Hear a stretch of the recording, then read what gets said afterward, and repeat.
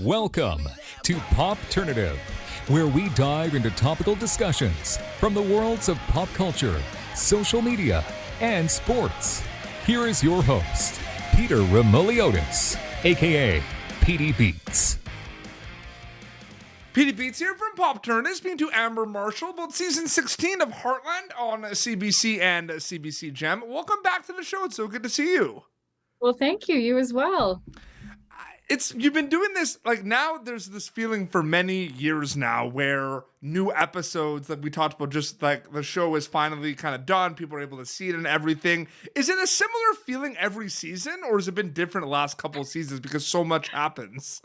Yeah, well, I think that so much has happened in the last couple of seasons that it's been a very interesting roller coaster. Yeah. And I think, as with any job, you're going to have years where the people change, the dynamic changes, your workplace setting changes, and it totally changes how you approach what you do. Yeah. So I think that even though we've been going at this show for 16 years now, which is an incredibly long time, we've had a few things the last several years that have changed the dynamic of the characters that we play, of ourselves, and the way we conduct our work. I mean, the big elephant in the room, there's two big elephants in the room. First of all, we had the death of Ty, yes, who my character was married to and was with for 13 and a half years. So that was kind of one of those events on the show that completely changes the dynamic of the character that you play. So it was one of those things where it shifted how I looked at playing my role, and it shifted how I prepared for my role and all these things. So that definitely kind of kickstarted things into a new direction. Yes. And yes, it did. And then COVID hit. And that completely shifted the way that we look at doing our work. So we're a very close community on the set of Heartland, not just the actors, but the crew as well. Everybody is just one big family. They really are. And I think that has also contributed to the longevity of the show, because everybody feels so comfortable and they want to come back year after year. And so I think that when COVID hit and we paused production, we went on just a summer break. And it was the first summer I've ever had off ever since I've started in the workforce. So it was really interesting for me because I kind of took time to do things that I've always wanted to do, but didn't have time to do before, and just enjoyed the nice weather. And that was a very interesting and unexpected break for me. And then we go back into filming, and it was very regimented and very I want to say kind of military in a way. We had people there making sure that we were following protocols, that we weren't standing too close to people, that we had our masks on, that we were taking our COVID tests, that all these things that are very unfamiliar to me. And so it kind of took all of us back a little bit. We had to relearn how to enjoy what we do and still be able to follow these rules and stay safe and continue with production. So that kind of was an interesting dynamic for all of us. 100%. For a group that's used to having lunches together and socializing and going out after work and, having dinner or whatever it might be, we were no longer allowed to do that. And so instantly we're like, okay, so how do we conduct what we do and still keep it real and feeling natural? Because you still want it to come across as you're a happy family. And the timing was very interesting because it did kind of correlate with the death of Ty.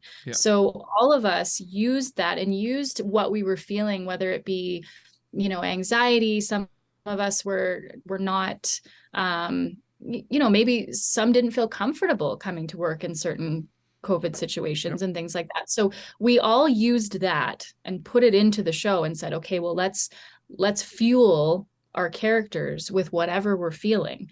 Confinement or anxiety or all of these things can be turned into the pain of losing someone. So that's how I did it anyway. I really looked at how I was feeling in this moment and pushed that into my character. So I think the last few seasons, to wrap up this long-winded answer. Oh no, it's absolutely no.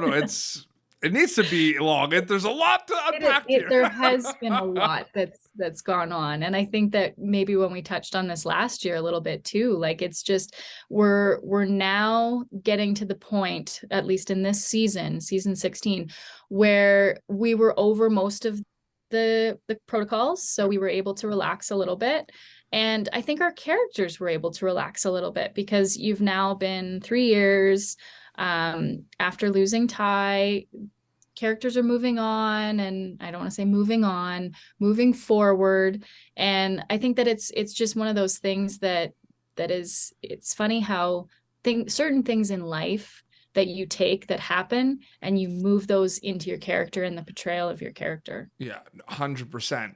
Now, you touched on a little bit of this already, but in terms of, the meat and potatoes of kind of what happens in Heartland with a lot of these characters and relationships season after season, I can make an argument that the wheel is not reinvented that much. It's a lot of family drama. It's a lot of kind of figuring out and a lot of coming of age.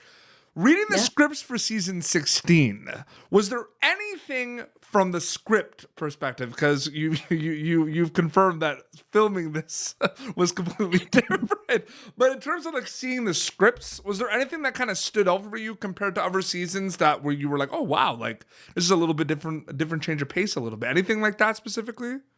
Yeah. Well, I think this year was the first year that Amy allowed herself to feel something for another guy. Yeah. And that's been a very delicate journey for my character. And I was very specific when the story came into play that it has to be very gradual. It can't just be Amy running out and meeting someone and saying, okay, let's start something. It has to be done in a way that still honors her relationship with Ty, but yet allows her to have those feelings again. Yeah. And it was something that we worked really hard on, just trying to introduce a character to get them familiar with the Heartland world before we moved forward with anything. And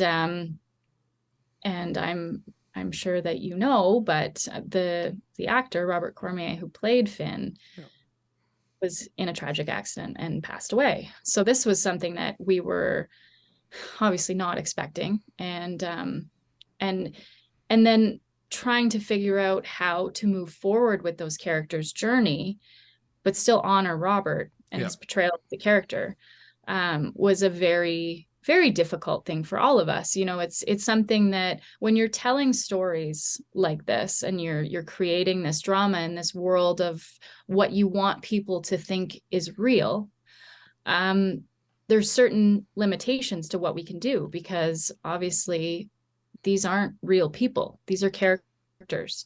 And when something happens, whether it be when, Graham wanted to move on from the show, we can't just say, no, you are this actor, you need to stay here and you need to do this. We need to allow people to live their own lives. Mm-hmm. And then with that in mind, also when there's an accident or something tragic that happens, the writers and storytellers need to know how to take that story and shape it and move it forward in the Heartland world, but still honor those people involved. Absolutely, for sure. It's been, to say the least, very emotional for the cast and crew of Heartland. And we talked about it. One of the big themes of our last interview, I don't know if you remember, was, it was last year, but it feels like it's been a while ago. But we were talking about the fans and how the fans are they're on the ball. They have theories and they have a lot of things that they want to say, and it's incredible to see it. It's so quick. Like an episode airs on a Sunday, and then like 2-3 hours later, okay, like bring on the next episode, right? And it's been emotional for everyone involved, cast and crew, of course. It's been emotional for the fans to see this journey. I did want to kind of ask you a question in regards to Amy's journey, because I feel like there's been a lot of things from many seasons where there's been kind of, interactions with certain characters for a couple of episodes here and there, and then we don't see that person that much afterwards and everything. 16 seasons of working at Heartland. Is there a storyline or a character that you always think about that you would maybe wanted to see maybe more with, that had kind of these interactions with Amy that didn't have as much than just 1 or 2 episodes? I'm curious about that. That's a really good question. And I always think back to people that have been on the show that were just, a guest star that only plotted for 1 episode. And we have brought back characters that were only ever planned for 1 episode. And so it's not to say that it doesn't happen, because if you're fun to work with and you're good at what you do, we want to have you back. So there's lots of characters that came on the show and were just scheduled for 1 or 2 episodes, and then their story was done. over. Yeah, absolutely. But we really enjoyed them. And so we said, there's got to be a way that this character can return. So that has happened several times throughout the 16 seasons, with multiple different characters. And most recently was the Westfields. So we saw the Westfields appear back, I don't know, many seasons ago with Georgie. And then we really liked that dynamic. And we thought, well, there's a way that they can come back without it being a story that's connected to Georgie. It moved into a story that's connected with Amy. So I thought that was really cool. And being able, and then introducing Logan into that mix too. And he was kind of like, whoa, these people, they were going to tear down the center, and now you're wanting to help them and work with their horse. And so there's different characters that have made an appearance back into the show that were never planned to in the beginning. But yeah, I'm trying to think as I talk about just returning characters. Yeah, there's a lot too. We've interviewed a lot of people on the show for like other projects, and then it's like you'll have a comment. Like we interviewed like Dempsey Brick from Willow, and then people were like, Wyatt from Heartland, right? Oh yeah, for sure. Well, and I believe that he was maybe another one that was only supposed to be in an episode or 2, and then he just kept. We enjoyed that character, and Dempsey did a great job. So it's like it all depends. And that's why I always say to people when they come on the show and they're like, I've always wanted to come onto Heartland, but now I'm just in this 1 episode. And I'm like, you do a good job and you can be in more than 1 episode. It's like, it's one of those things where I always say, doesn't matter what job you're doing and how mundane or minuscule it seems, you need to put your all into that job, because that job could lead to something bigger and better, or something that you've been really wanting.